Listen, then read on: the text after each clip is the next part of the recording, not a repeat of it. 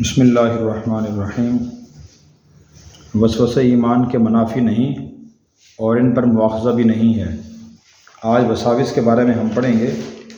وساوس وسوسہ کی جمع ہے، برے خیال کو وسوسہ کہتے ہیں،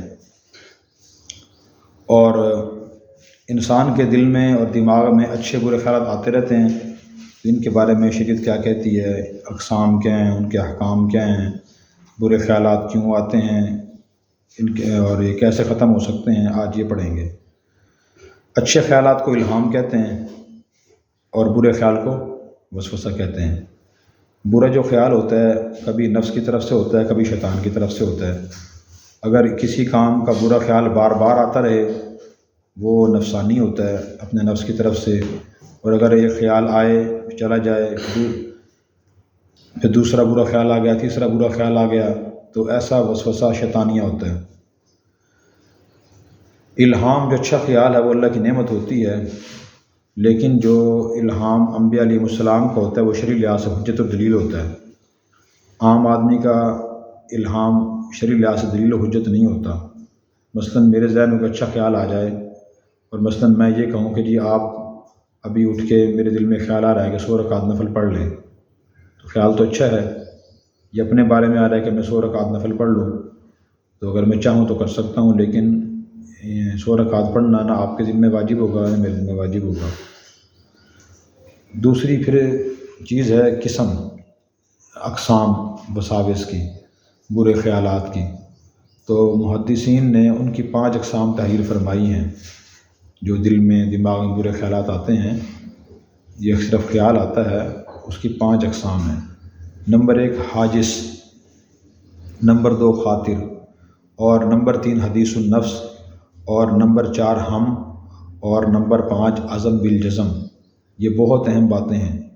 اگر دل میں اچانک کسی چیز کا خیال آیا اور وہ ٹھہرا نہیں، نکل گیا، اسے حاجس کہتے ہیں، اس پہ کوئی گناہ نہیں ہوگا۔ اور اگر کوئی دل میں کسی چیز کا خیال آیا، اچھا یا برا، اور تھوڑا سا ٹھہر گیا، پھر دور ہو گیا، ختم ہو گیا، اس سے بھی گناہ و ثواب کچھ بھی نہیں ہے، تو اسے خاطر کہتے ہیں۔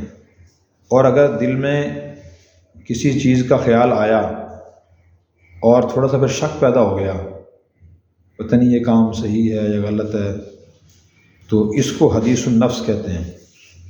اس پہ بھی نہ ثواب ہے نہ گناہ ہے۔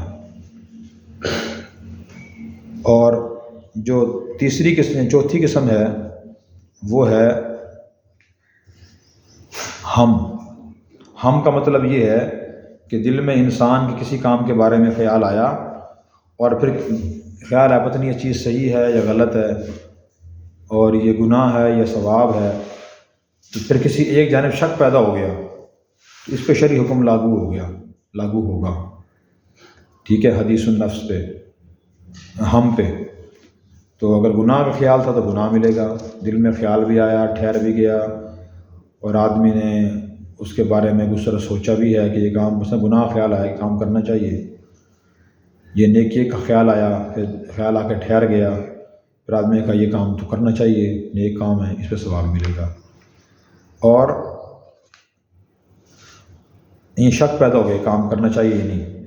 اور 5ویں قسم جو ہے وہ ہے عزم بالجزم، کہ آدمی کے دل میں خیال آیا اور پختہ ارادہ کر لیا کہ میں نے یہ کام کرنا ہے۔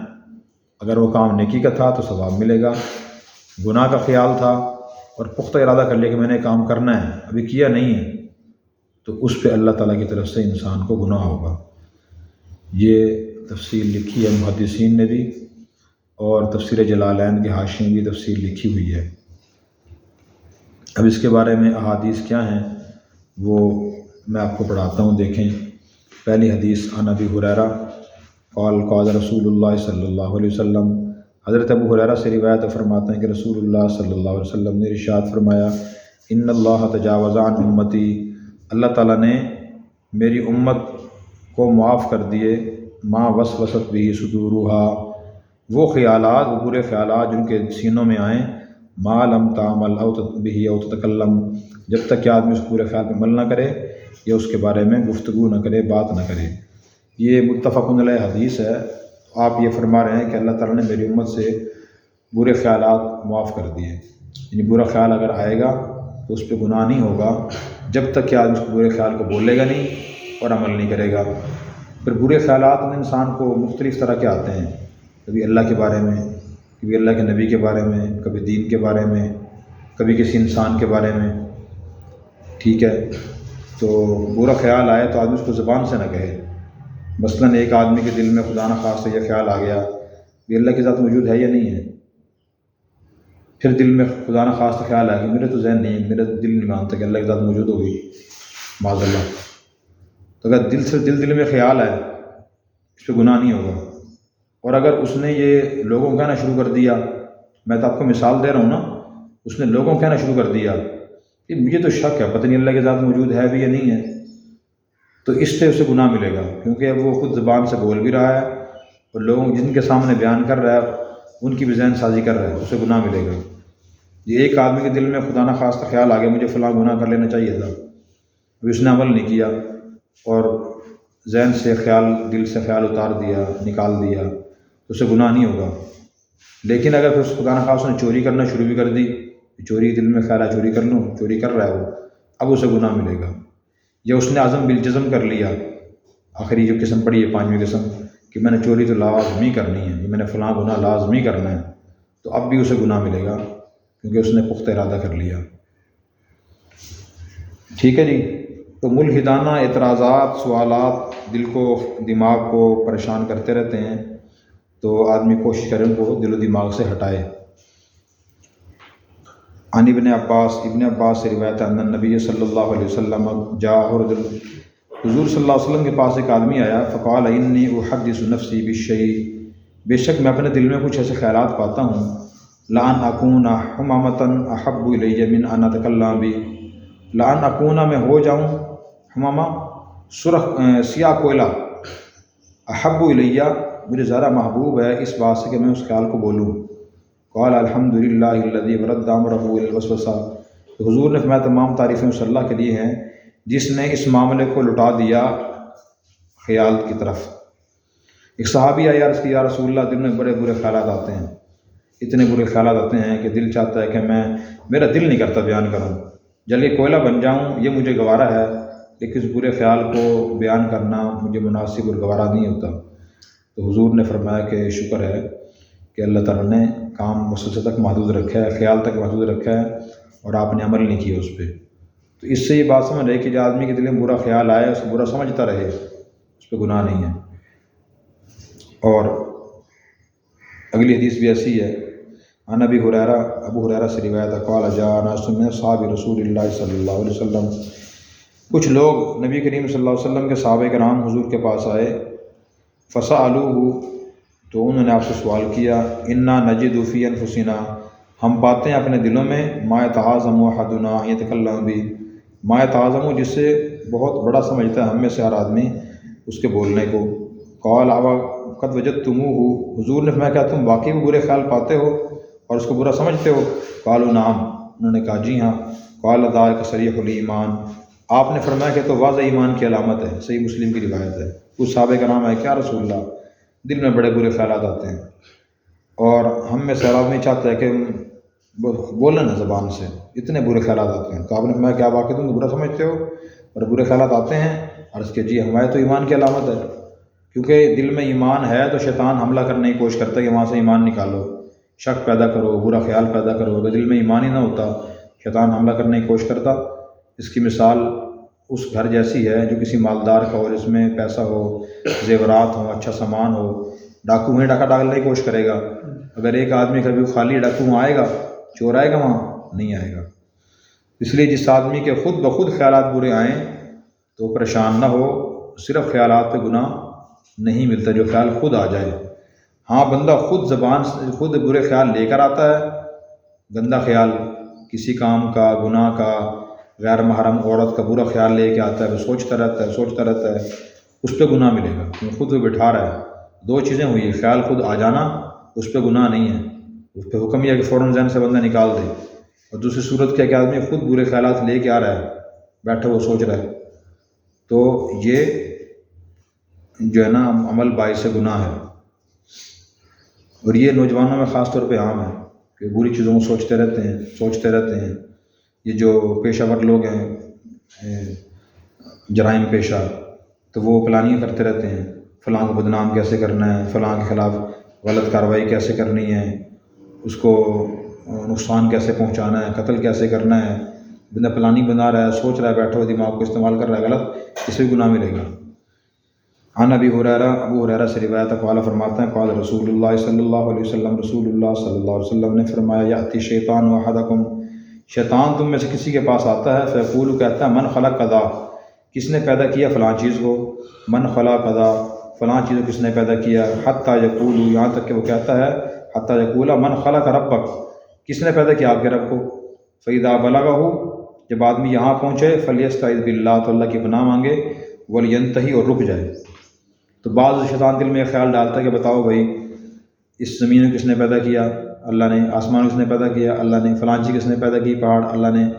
اللہ کو کس نے پیدا کیا. جب آدمی کے دل میں خدا نخواستہ یہ خیال ہے تو وہاں رک جائے اور اعوذ باللہ پڑھے. سورہ فلق، سورۃ الناس پڑھے.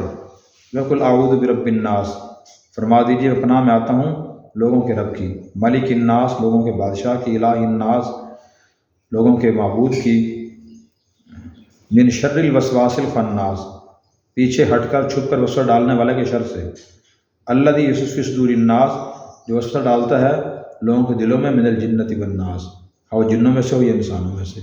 سورہ ناس انسان کو پڑھنی چاہیے، وہ اللہ تعالیٰ نے برے خیالات سے بچنے کے لیے ہمیں سکھائی ہے. نمبر 2، دوسرا برے خیال بعض دفعہ آتے ہیں بری چیزیں پڑھنے کی وجہ سے، کہ آدمی ملحد بے دین لوگوں کی باتیں سنتا ہے، اس سے ذہن میں شک پیدا ہوتا ہے دین کے بارے میں، قرآن کے بارے میں، نبی کے بارے میں، دینی احکام کے بارے میں. تو آدمی بری صحبت سے بچے. نمبر 2، جو ہے نا وہ 3، دل میں بعض دفعہ برے خیالات آتے ہیں دماغ کی کمزوری، خشکی کی وجہ سے، نیند پوری نہ ہونے کی وجہ سے. اگر یہ مسئلہ ہو پھر آدمی گرم چیزیں چھوڑ دے، جو گرم اور تلی چیزیں ہیں، زیادہ چائے، زیادہ چاول، بڑا گوشت، اس طرح کی جو گرم خشک چیزیں ہیں وہ دماغ میں خشکی پیدا کرتی ہیں. جب دماغ میں خشکی پیدا ہوتی ہے پھر برے خیالات آتے ہیں، برے وساوس آتے ہیں. تو آدمی ان چیزوں کو چھوڑے اور تر چیزیں استعمال کرے، بادام استعمال کرے، اخروٹ استعمال کرے، دودھ دہی زیادہ استعمال کرے، تو پھر اس کے دل میں برے خیالات نہیں ہوں گے، دماغ میں تری پیدا ہو جائے گی اور نیند پوری کرنے کی کوشش کرے. اگلی حدیث، عن ابو ہریرہ سے روایت ہے، قال فرماتے ہیں، قال رسول اللہ صلی اللہ علیہ وسلم، رسول اللہ صلی اللہ علیہ وسلم نے فرمایا، لا یزال الناس یتساءلون، ہمیشہ لوگ آپس میں سوال کرتے رہیں گے، حتی یقال ھذا خلق اللہ الخلق، یہاں تک کہا جائے گا کہ یہ مخلوق تو اللہ نے پیدا کی ہے.